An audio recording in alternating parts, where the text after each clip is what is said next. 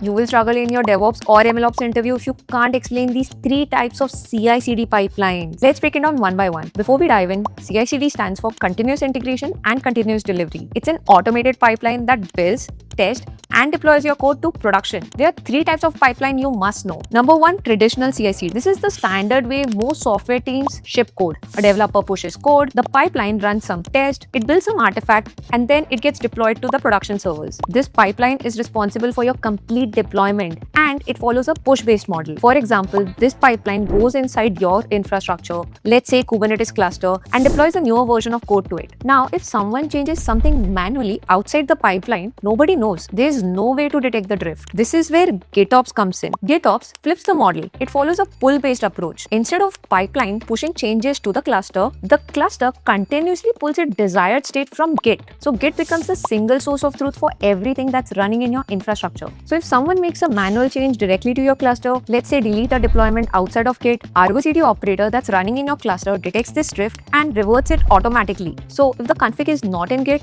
it doesn't exist. Now, what about deploying AI models to production? This is where MLOps pipeline comes into picture. MLOps stands for Machine Learning Operations, and it basically extends CI/CD for ML models. With MLOps, Git and model registry becomes a single source of truth for both models and infrastructure. It's needed because with AI system, it's not just the code that changes. Data changes, model weights change, model performance can degrade over time. So in MLOps, the pipeline goes through multiple checks before it ships the model. The code gets merged into the main branch. Then in the next step, data is validated. Is it clean? Completed? Has it drifted? Next, the model is retrained, and in the next stage, the new model is benchmarked against the current model that's running in production. In this benchmarking stage, the pipeline checks things like accuracy, latency, and other performance metrics. And only if the newer model outperforms the current deployed model, it gets shipped. And if the newer model doesn't pass the checks, the pipeline blocks the deployment and the existing model stays in production. So in summary, traditional CI/CD pipeline pushes code to the cluster. GitOps pipeline follows a pull-based approach, basically fetches infrastructure state from Git, and with MLOps, code, model, data all must pass few checks before it gets deployed. Different problems, different pipelines. But in modern AI system, you often see all these three working together.